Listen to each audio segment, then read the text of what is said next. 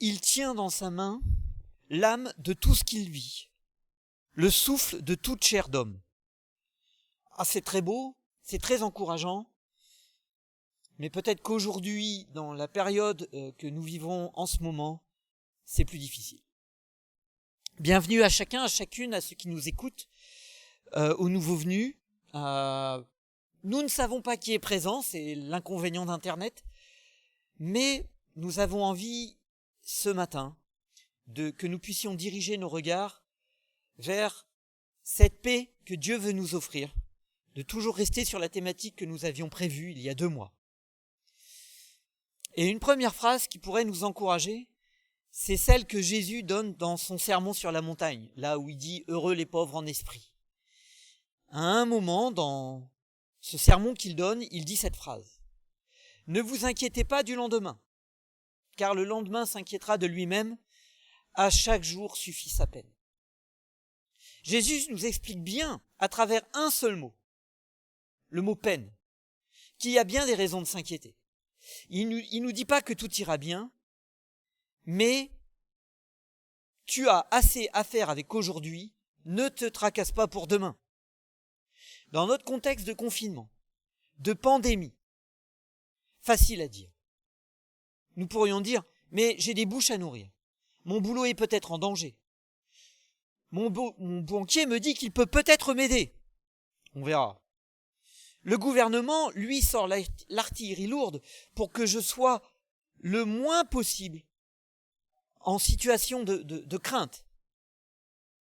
Pour que les gens ne subissent pas trop de pertes. Mais d'une manière ou d'une autre, tôt ou tard, faudra rembourser. Et d'une certaine manière, c'est normal. Néanmoins, la préoccupation d'aujourd'hui, c'est l'urgence. Certains soignants qui nous écoutent sont sur le front. On leur demande des efforts conséquents. On leur demande pas s'ils sont inquiets d'être au milieu des microbes. Ils doivent y être, même s'ils ont des familles. Les caissiers, les livreurs, les professeurs sont réquisitionnés.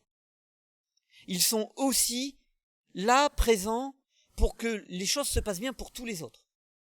Et j'oublie certainement quantité de professions. Il n'en demeure pas moins que la question se pose, tant pour ceux qui sont sur le devant de la scène que pour les autres, comment être en paix, vivre sans être anxieux face à ce confinement, face à ce virus qui se propage en chiffres de façon exponentielle.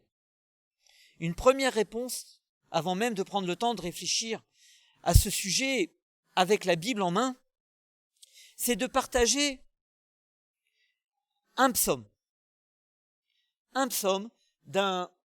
que nous trouvons dans la Bible, déjà, et qui nous dit « Vous tous peuples, battez des mains, acclamez Dieu par des cris de joie, car l'Éternel Très-Haut est redoutable. » Puis un peu plus loin, c'est le psaume 47, Dieu monte au milieu des acclamations. L'Éternel s'avance au son du cor.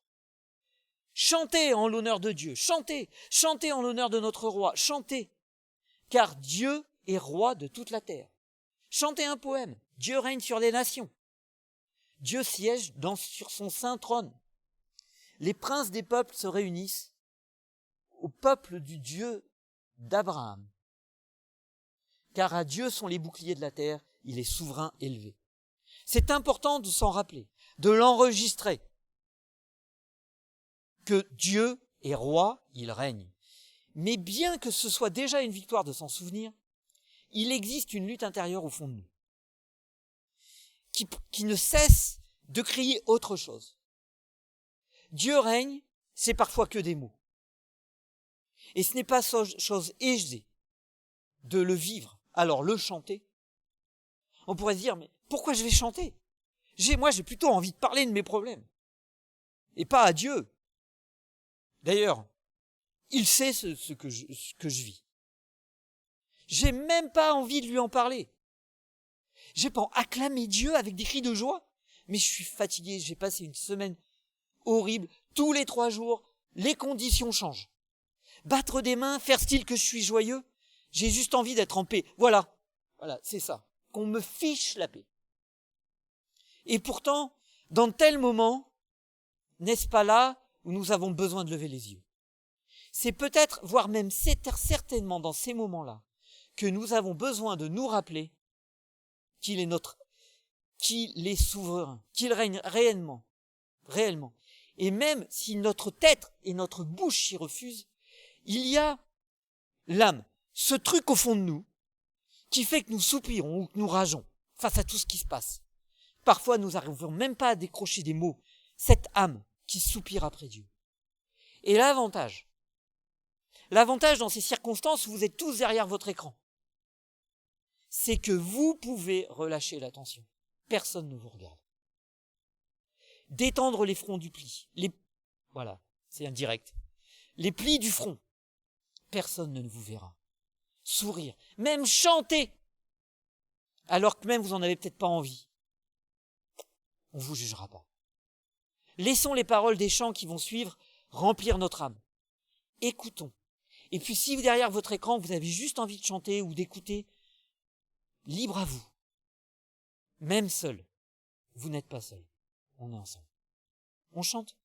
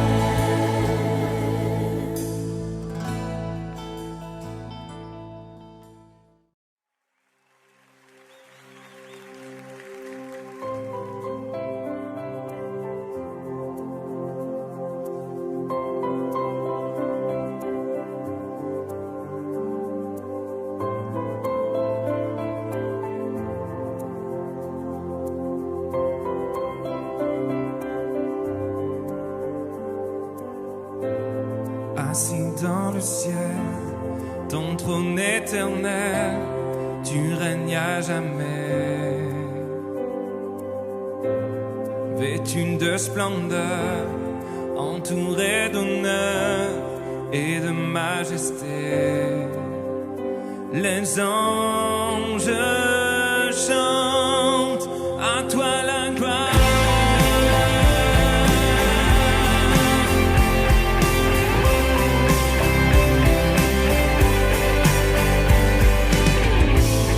Les cieux et les mers, la vie, la lumière nous parlent de toi. Tu les as créés, les as appelés au son de ta voix. La terre chante majestueux, souverain, Dieu tout-puissant, tu es saint. La création loue ton nom, tout l'univers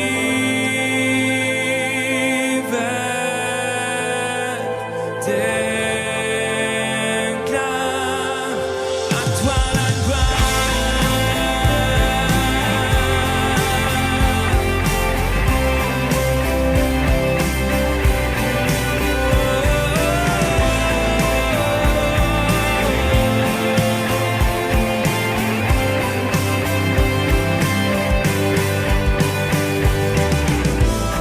Ô roi serviteur, tu viens sur la terre révéler l'amour. Divin créateur, merveilleux sauveur, tu vis pour toujours. Oh, tes enfants chantent majestueux, souverain, Dieu tout-puissant,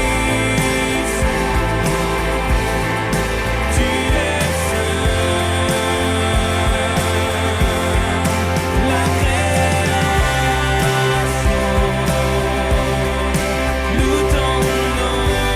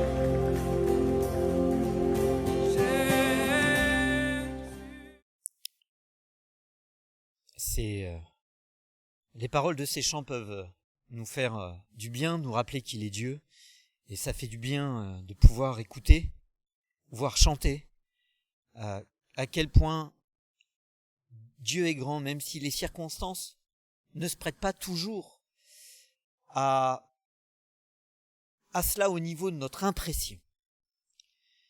Alors on avait commencé avec ce texte de Jésus, « Ne vous inquiétez de rien, ne vous inquiétez pas du lendemain, car le lendemain s'inquiétera de lui-même, à chaque jour suffit sa peine. » Parfois, peut-être que vous êtes comme moi, vous vous dites « Ah, c'est bien beau, mais Jésus c'était Dieu, c'était facile pour lui, il avait quelque chose que nous n'avons pas. » D'une certaine manière, ce n'est pas faux. Sauf que nous avons une chance incroyable, nous avons aussi des écrits de quelqu'un qui était assigné à résidence, en gros en prison, mais la première fois c'était en résidence surveillée, avec très peu de visites autorisées. Parfois, la frustration de ne pas pouvoir aider les chrétiens de la ville où il était, et puis les autres, en raison de sa situation. Il n'avait pas toujours eu de quoi manger en abondance, puisqu'il dépendait de ce que les gens lui amenaient. Et ce qu'il écrit à des chrétiens d'une ville pendant cette période-là est plus qu'instructif. Et c'est ce que nous trouvons dans sa lettre en Philippiens, aux chrétiens qui habitaient la ville de Philippe, au chapitre 4. Je vous rappelle que quand il écrit ceci, il est en prison et il renvoie quelqu'un qui s'appelle Épaphrodite dans cette ville avec cette lettre. Donc, Épaphrodite pourra confirmer ce que Paul vit. Et voici ce qu'on peut lire, chapitre 4, à partir du verset 4. « Réjouissez-vous toujours dans le Seigneur. Je le répète, réjouissez-vous. Que votre douceur soit connue de tous les hommes. Le Seigneur est proche. Ne vous inquiétez de rien, mais en toute chose, par la prière et la supplication, avec des actions de grâce, faites connaître à Dieu vos demandes, et la paix de Dieu, qui surpasse toute intelligence, gardera vos cœurs et vos pensées en Christ Jésus. Au reste, frères et sœurs, que tout ce qui est vrai, tout ce qui est honorable, tout ce qui est juste, tout ce qui est pur, tout ce qui est aimable, tout ce qui mérite l'approbation, tout ce qui est vertueux et digne de louange, soit l'objet de vos pensées. Et ce que vous avez appris, reçu et entendu, et ce que vous avez vu en moi, pratiquez-le. Et le Dieu de paix sera avec vous. L'auteur nous demande de l'imiter. L'imiter pour vivre en paix avec Dieu, avec cette paix qui vient de Dieu. Et pour cela, il nous demande de ne pas nous inquiéter, d'être joyeux et même doux. Et c'est, avant même de nous expliquer comment y parvenir, il nous dit que la première chose, c'est qu'il nous explique qu'il est un exemple. Je le répète, c'est un homme en prison, oppressé, par des gens juifs, et puis aussi des gens qui se disaient chrétiens, qui n'aimaient pas son enseignement, qui lui faisaient une guerre continuelle. Certains même se réjouissent qu'il soit en prison. Et lui aussi il se réjouit. Mais pas de n'importe quelle joie. D'une joie, c'est une joie malgré les épreuves. Face à tous ces rivaux qui cherchent à parler de Dieu, ne serait-ce que pour esprit de rivalité, pour rentrer en compétition avec lui, comme s'il y avait une compétition à savoir qui parlerait mieux de Dieu. Malheureusement, il y en a une. Il écrit que ce soit en vérité ou pour de mauvaises raisons, il se réjouit qu'on parle de Dieu. Et il dit, je m'en réjouis et je m'en réjouis encore. Sa joie ne vient ni de sa situation, ni de l'attitude de ses adversaires, mais du résultat que Dieu en produira. Ensuite, il explique, dans cette même lettre, que si sa vie sert de sacrifice pour la foi des Philippiens, ce sera une joie. Et il écrit encore, je m'en réjouis, et je me réjouis avec vous tous, vous aussi, réjouissez-vous avec moi. Réjouissez-vous de même. Il parle de sacrifice de sa vie à des gens qui l'aiment, qui viennent de lui envoyer de la nourriture, qui viennent de lui envoyer des gens pour l'aider dans sa situation.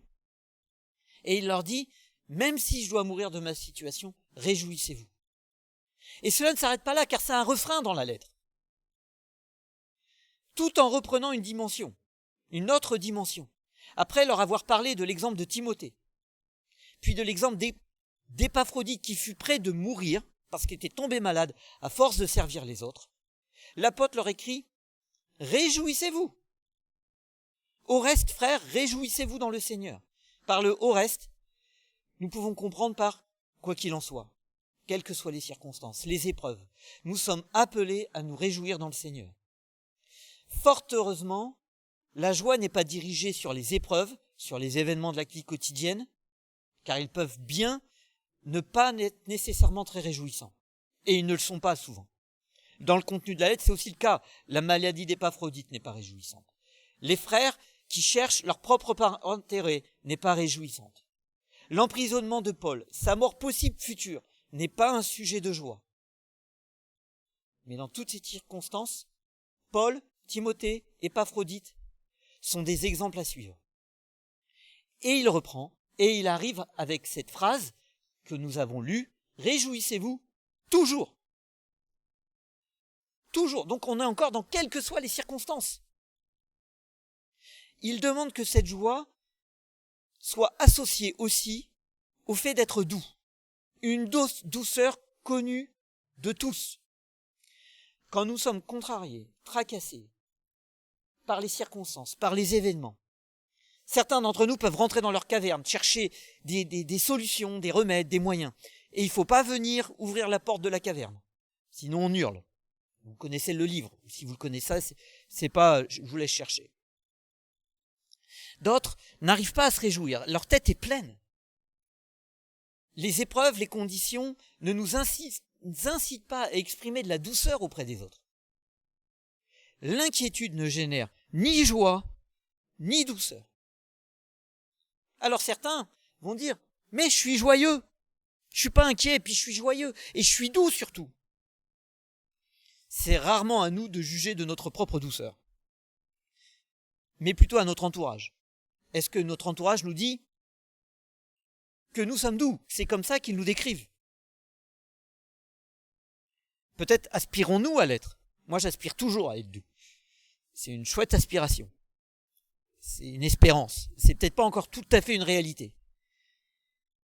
L'apôtre sait par expérience aussi que si Dieu s'attend à ce que nous nous réjouissions en lui et que nous soyons doux, il nous donnera aussi les moyens de la vivre, cette douceur.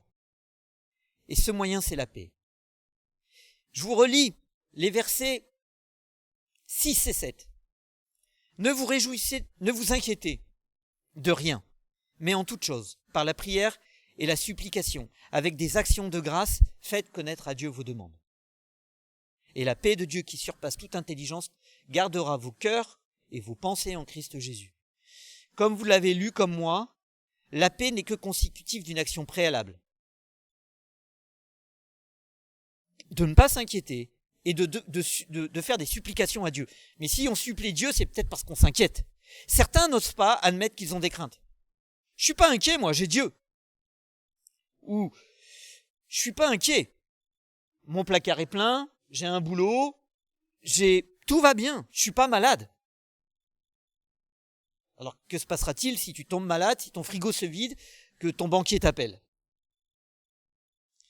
T'es pas inquiet, alors pourquoi es-tu à fleur de peau? Pourquoi pars-tu en vrille si vite? Pourquoi ne peut-on pas te parler, ou te sens-tu obligé de te justifier sans cesse? Est-ce que tu dors bien?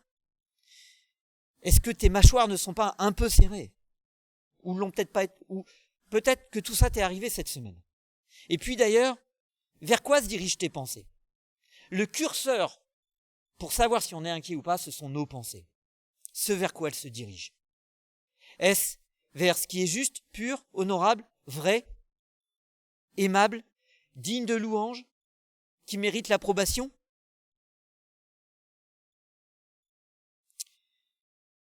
Personne ne lit dans tes pensées, alors tu peux être honnête avec Dieu. Pourquoi? Parce que l'apôtre nous écrit « Ne vous inquiétez de rien », il ne veut pas dire par là que les choses qui nous arrivent ne sont rien, qu'il ne faut pas s'en préoccuper, malgré tout. Plus encore, il nous demande de ne pas les ignorer, ni de jouer l'indifférent, mais d'en parler. Non pas en parler en râlant à notre voisin, à notre conjoint, ou de râler sur nos enfants, ou en rageant, en cherchant des coupables, en accusant, mais à Dieu. Pourquoi aurait-on besoin de parler à Dieu, lui qui sait tout? Oui, il connaît nos besoins, c'est vrai. Et il souhaite plus que tous que nous lui en parlions. Dans sa façon d'écrire cette lettre, l'apôtre laisse clairement entendre que lui remettre nos inquiétudes à Dieu nous apportera la paix. Une paix qui vient de Dieu. Une paix qui surpasse toute intelligence. C'est Dieu qui nous invite à parler de nos angoisses, de nos peurs, de nos tensions. Et cela va déclencher plusieurs attitudes et réactions. D'abord, parler va nous forcer à desserrer nos mâchoires. Ensuite, nous allons entendre de notre propre bouche, tout en parlant à Dieu, sans agresser quelqu'un, admettre tout ce que nous pensons. Nous allons l'entendre. Nous allons entendre que c'est pas toujours beau. Que cela ne ressemble pas toujours à la liste que nous avons citée, ce qui est aimable, vrai, pur, juste, digne de louange. En fait, Dieu sait que toutes nos inquiétudes peuvent générer des choses qu'il ne veut pas pour nous. Du stress, de l'angoisse, de la dépression, de l'amertume. L'amertume. Pourquoi les autres ne répondent pas quand je vais pas bien? De l'agressivité, de la colère. Je suis pas en colère, je suis juste ultra sensible en ce moment. T'as répondu. On n'a pas la main sur ce qui nous arrive. Conflit, incompréhension générée par les inquiétudes. L'autre ne parvient pas à me comprendre et il n'a pas les solutions. Pour tout ça, en parler est toujours bon. Et ensuite, ça nous permet d'accepter, quand on en parle à Dieu, que nous avons besoin de Dieu. Nous avons besoin de son aide dans ces circonstances. Nous confions nos pensées à Dieu, nos inquiétudes à Dieu. Et le résultat va générer de la paix, parce que nous allons le voir intervenir. Si nous ne lui parlons pas de nos inquiétudes, quand il interviendra, nous serons peut-être assez de mauvaise foi pour ne pas admettre que c'est lui qui est intervenu. Alors que si nous lui demandons clairement, et que nous voyons la réponse arriver, nous aurons plus de mal à remettre en question son intervention. Et puis être reconnaissant, ce qu'il appelle des actions de grâce. C'est pas simplement dire merci dans nos prières, mais de vivre, d'avoir une façon de vivre qui admet que Dieu est présent au quotidien. Se souvenir, remettre devant nos yeux toutes les fois où il est intervenu. C'est pour ça que nous avons besoin de lui demander et de le supplier dans les moments où ça va pas, parce que dans les autres moments où ça n'ira pas, nous aurons déjà eu de l'expérience, ce qui nous permettra de nous rappeler qu'il prend soin de nous. Ce n'est pas juste une pensée en l'air, un Dieu lointain. Il est déjà intervenu. Il va encore la faire. Ne soyons pas comme les petits enfants qui, à chaque fois qu'ils vont avoir besoin de manger, vont se mettre à pleurer. Ou les enfants un peu plus grands vont se mettre à râler comme si les parents ne s'étaient jamais souciés d'eux. Dès qu'un petit va avoir besoin, il va réclamer, peu importe que vous lui ayez prouvé depuis des jours et des jours et des jours et des jours que jamais il n'a manqué, vous n'avez oublié son biberon, jamais vous n'avez oublié son pot, jamais vous n'avez oublié de lui changer sa couche, il en a rien à faire. Il a faim, il pleure. N'agissons pas ainsi avec notre Père Céleste. Ou plutôt, n'agissons pas ainsi dans notre quotidien, comme si tout cela échappait à Dieu. Encore faut-il qu'avec le temps, et avec les émotions, et les circonstances, nous ne nous mettons pas à refaire l'histoire, ou à amoindrir toutes les interventions que nous avons vues de Dieu, et qui nous avaient encouragés à prendre des décisions. C'est ces petites phrases. Oh, suis-je vraiment certain que ça vient de Dieu? Si j'avais pas demandé, de toute façon, la réponse serait quand même venue. J'ai peut-être mal interprété, ça vient peut-être pas de lui.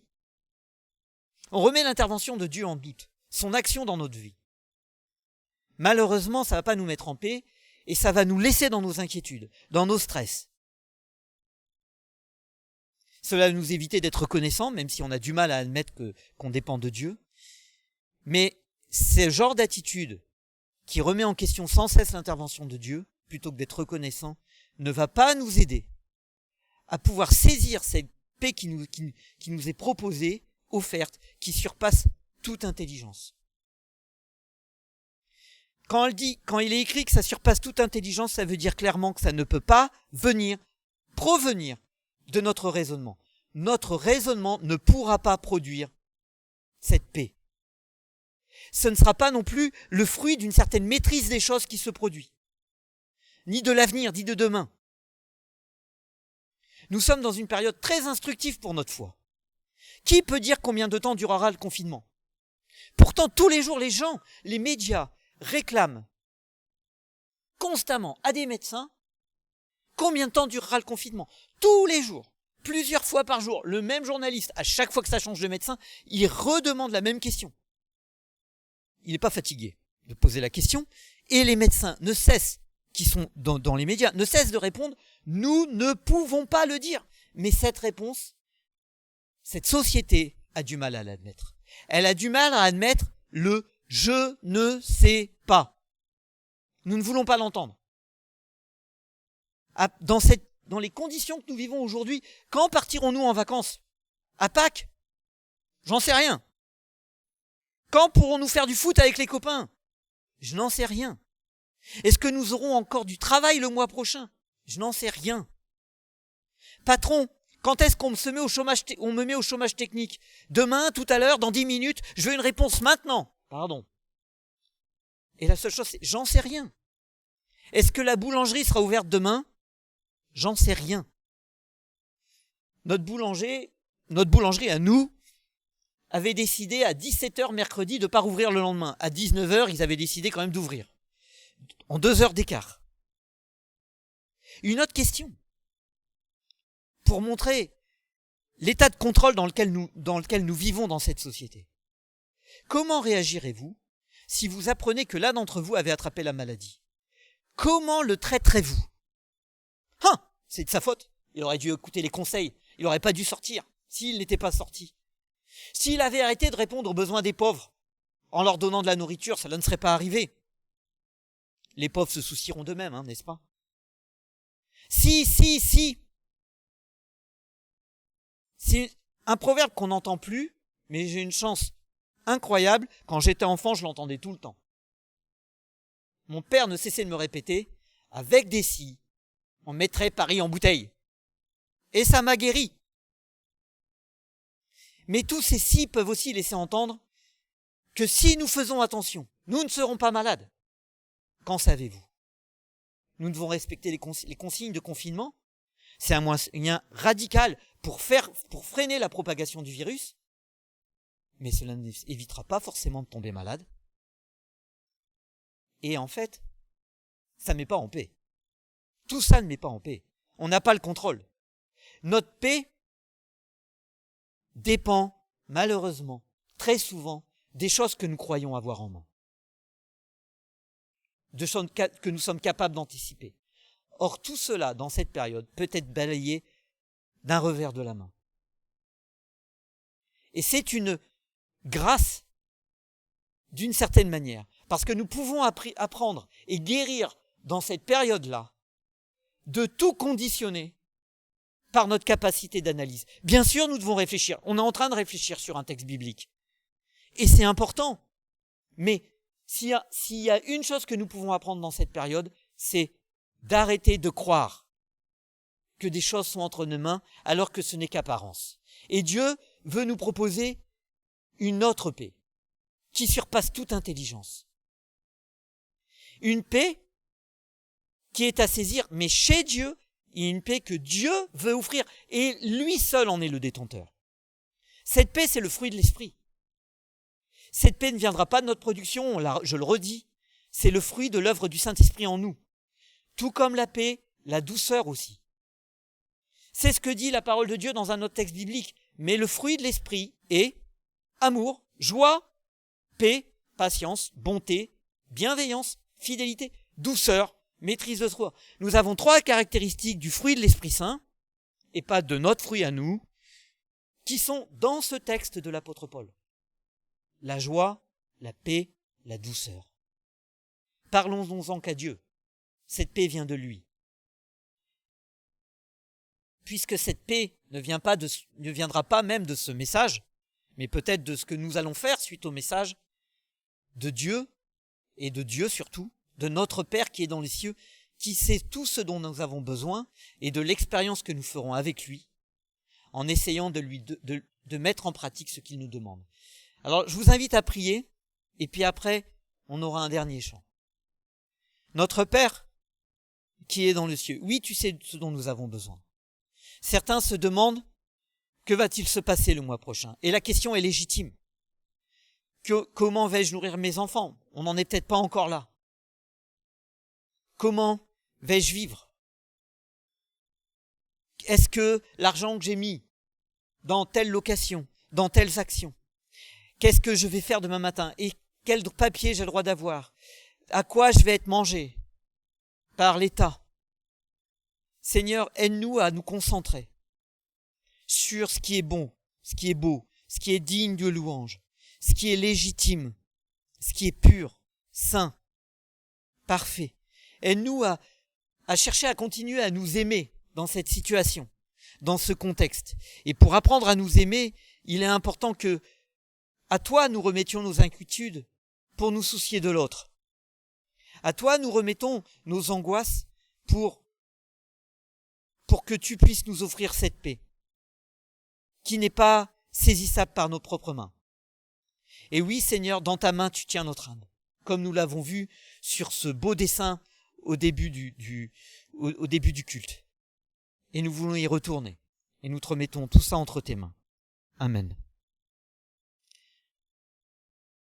Nous ne pouvons pas, pendant la période qui suivra, prendre le pain et le vin ensemble, comme ça nous est souvent conseillé. Mais ce que je vous propose, et je ne reprendrai pas la parole, c'est de pouvoir écouter un chant qui nous rappelle que nous n'avons rien de besoin de plus que l'amour de Christ et de la façon dont il nous l'a prouvé.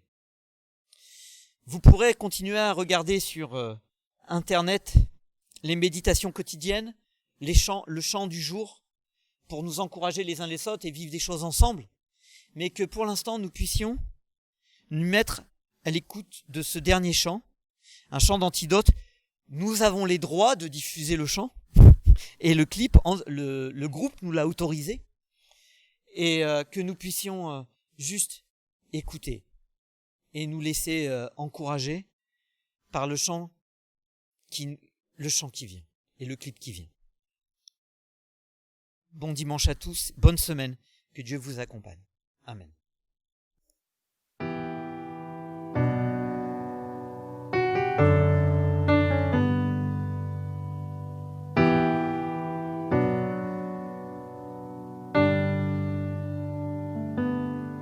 Je te vois dans ce jardin, l'angoisse perlant sur ton front, te préparant à vivre la plus terrifiante humiliation. Père, si tu veux que cette coupe s'éloigne de moi, mais chaque seconde qui passe te rapproche de cette croix. Et te voilà au tribunal, on essaye tant bien que mal d'inventer une accusation justifiant la peine capitale. Tu ne cherches pas à te défendre, leur décision est prise, et tes bourreaux fondent sur toi et tirent au sort ta chemise. Des coups en averse, des clous qui te transpercent et les moqueries sévissent. Ton corps est une plaie ouverte et chaque battement de cœur est un supplice. Ma place est là, parmi ceux qui s'acharnent à briser ton corps, sans se douter que leur vigueur vient de celui qu'ils mettent à mort. Ma place est là, car chacun de nos péchés a pesé de tout son poids sur ton corps transpercé. Il t'était plus facile de descendre, mais tu es resté suspendu entre la terre et le ciel pour nous donner une issue. Tu as dit Père, pardonne-leur, car ils ne savent pas ce qu'ils font. Entre la terre et le ciel, il s'est créé un pont.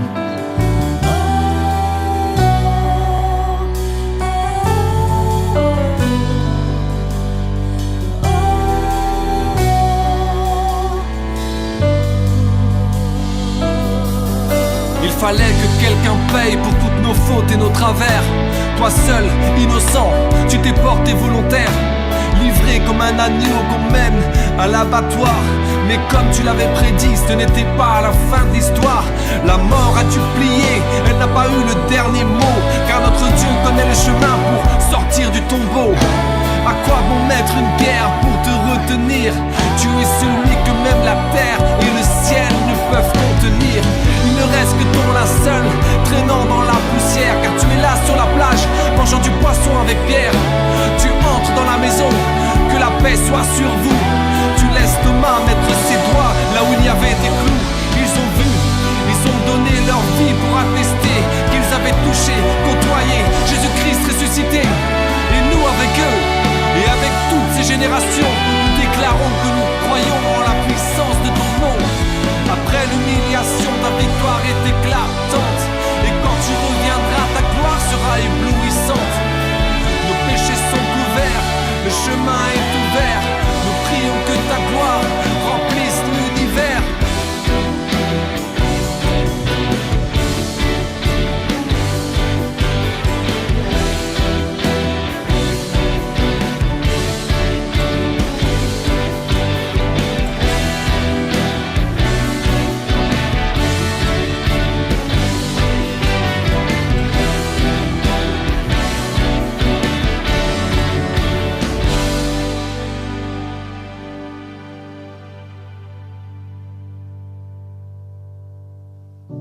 Je n'ai rien à ajouter.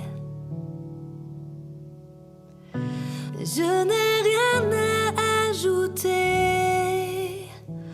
Oh, oh. Je n'ai rien à ajouter. Ta grâce me suffit.